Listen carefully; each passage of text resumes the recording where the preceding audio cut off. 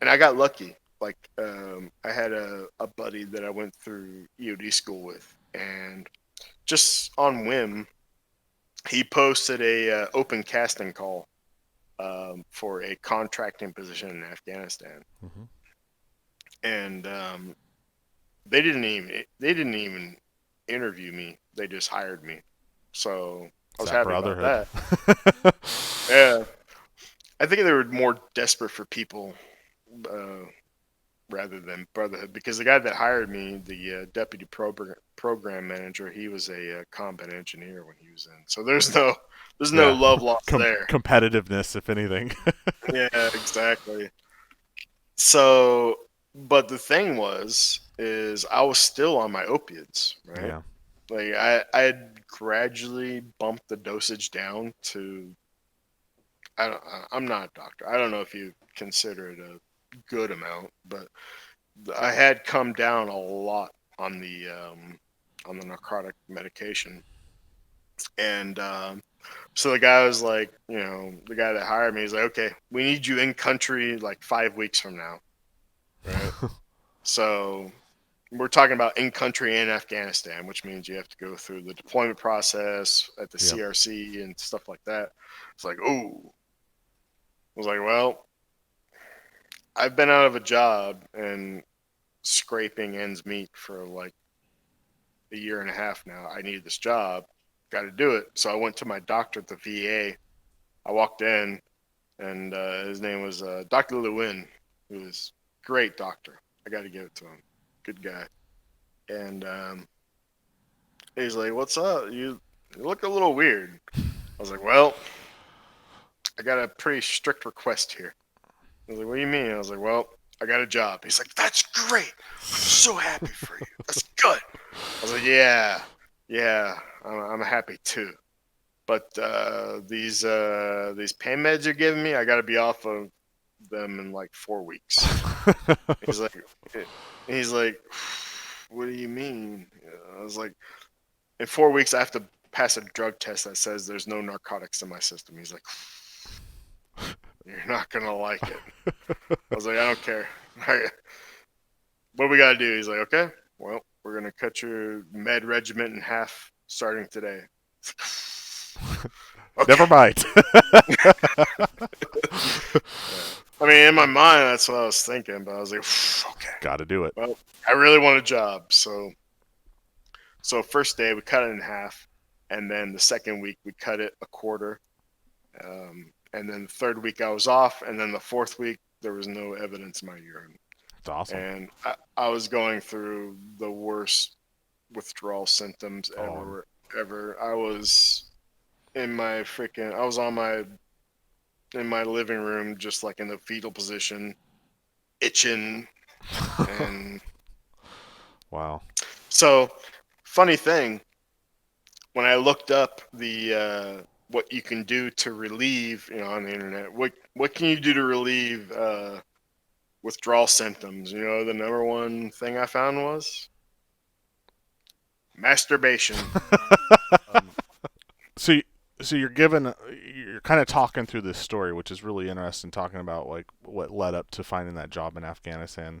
Um, I know when you came home, you ended up finding your career within training. How did you make that transition from contractor to this other gig? Was it just natural progression through connections that you made? And yeah, actually, yes. And that is such a great question. And if I can help any person, any veteran out there that listens to this video that has any kind of similar situation where they're struggling after separating and things like that, if I could give them any advice, it would absolutely be network, yeah, because that is, all right, it'd be two things. Working hard comes first, like doing the right things, yeah, because I was lucky. So on my contract that I was working in Afghanistan, we had a lot of retired folk. So you get a lot of retired first sergeants, sergeant They don't majors. do anything anymore. Right. They're Yeah. looking for an easy paycheck and think that their rank just gives them all leeway to do whatever they want. Yep. Right. And it's hard not to hire a sergeant major. Right? Yeah. It's hard not to hire somebody that has 20 years of military experience. Because I mean, after 20 years, I'm pretty sure I can think of some bullshit to write on a freaking Yeah. resume, right? Like you've got the bullets, Yep. right? So they get hired, and then inevitably they're crap at their job. It's surprising. Now, granted, I did have one first sergeant that worked for me, and loved the guy to death.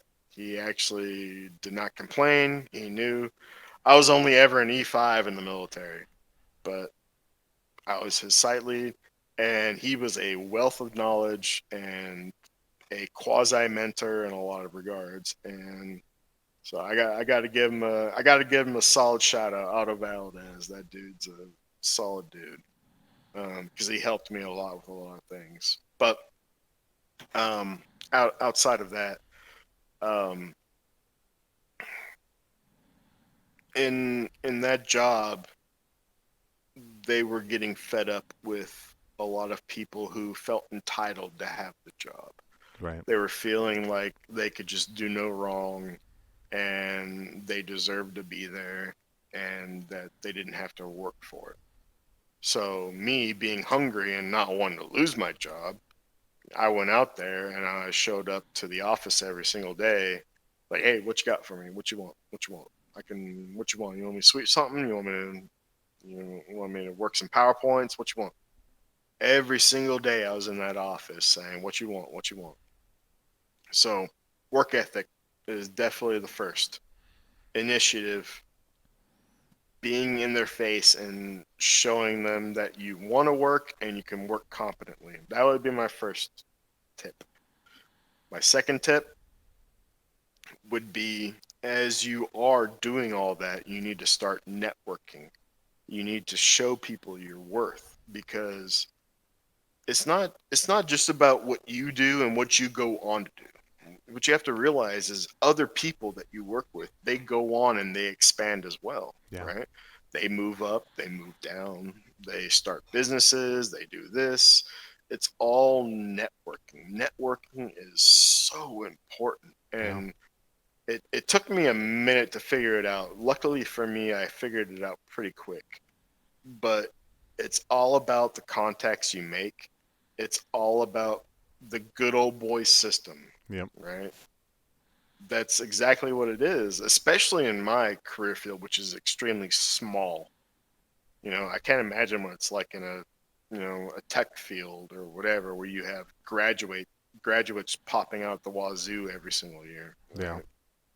Um, The network still, even in the tech field, is equally important because it's still only how many millions of jobs, and every company, as you go up the chain, it gets a little bit less people in those jobs, and if you have a bad right. reputation, someone's probably going to know you if you worked at a larger company. So if and or if they don't know you, they know someone else to ask. And I know. No, and when you're young, or at least young in your career, you have to be risk averse. Yeah. Like I know everybody wants to go out there and be like, I'm not gonna take no shit from nobody. I'm gonna do blah blah blah. It's like no. I mean, if you want, you can step up and say that and maybe you'll be right. Maybe you'll step up and talk all that smack and you'll get away with it. But I'm telling you, I mean, you have to be risk adverse, Yeah. young. Once you grow your experience and once you grow your status, then you can effectuate change. But when you're young, you're disposable, you're Hmm. expendable, and you need to you need to you know insert yourself first, and then try to be bold and daring. Yeah, Because I think it's probably more about building those foundational skills, especially as a non-military person coming in a career that's surrounded by non-military people, kind of learning how things operate, learning how to communicate. Just like when you're brand new in the military, you don't jump in and start like going up to the Right. E4s and try to shoot gossip with them or BS with them. They're gonna look at you and be like, "Who the hell are you? Go away." It's the same Yeah. as when you're first starting out in your career, kind of that knowledge and how to interact with people appropriately and so on. It takes some time. Absolutely. Yeah. So those would definitely be my two tips is, you know, network and be good at your job. So I mean, if you're gonna actually be pressing against people's bubbles, you know, if you're gonna be expanding boundaries and whatever you want to call it, you better be right. Yeah, Like you can't be wrong and press up against people who are higher ranking or more powerful than you. You're gonna get crushed. crapped on, Yeah, right? they're just gonna smash you. So, but I mean, I can't tell you. So the last two jobs I got have been because of one individual who was um, he was my mentor and then my peer in Afghanistan. Great dude. Um, and he, you know, took me under his wing, um, got me an opportunity to show myself out there, and then helped push me through that opportunity. And then I finally got promoted out there to the same level as him, and then kept mentoring me even at that level, you know, because we were on the same level at that point. And he left Afghanistan, I left Afghanistan, and he got me another job back stateside. It's great. So it was, you know, you meet those kind of people, you know, very seldomly. So I definitely feel like I got lucky, but I also worked very hard to distinguish myself from the rank and file because I mean we made a lot of money contracting, and a lot of people, and fair enough, they just go out there to collect a paycheck, Yeah, right? And you can totally do that. Like I'm not hating on it. A lot of people they just go out there for a year, they get their tax exemption with their large salary, and they go back home and they pay off their house or yeah. whatever. And that's totally fine. But I wanted to make more than that. I wanted more, Well, you're a right? young guy starting out, trying to still build a living and have a career for yourself versus someone that has that Right. 20-year retirement paycheck too. It's Yeah, I was in Afghanistan for a little over 3 years, which is a decent amount of time. Not as long as some of the guys out there, and definitely not um, as quick as some of the others. But thinking about like your where you're at before you joined the military. I think about this and talk about it pretty regularly with other veterans. But if you were never to have joined the Air Force, where do you think you would have ended up in life? What do you think you would have done? definitely porn star. No. Um, when I was growing up, like everybody in my family, because they knew, I played video games, and you know how it is. Like I used to make web pages.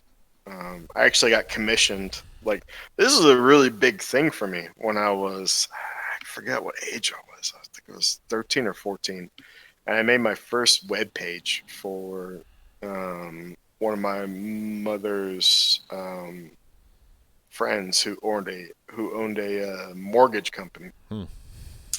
and it was actually back then it was a very demanding gig. Like she had a 100-question form that had to be filled out on her webpage, right? So you've got check boxes, you've got text boxes, and all that has to be sent to her email, which I can't recite to you all the things I had to do to pull that off back in the day, but um, it was a challenge, and she paid me $1,000 for it, and I was able to build my first really good gaming computer back in the '90s for it, and Actually helped me get really good at TFC. Looks like I got a better video card. Um, but I mean, growing up, because of all that, everybody in my family was always, every time I'd see anybody that was an adult, like, so you're gonna go work with computers, right? You're gonna do networking, or you're gonna make web pages, because that stuff's never going away, right?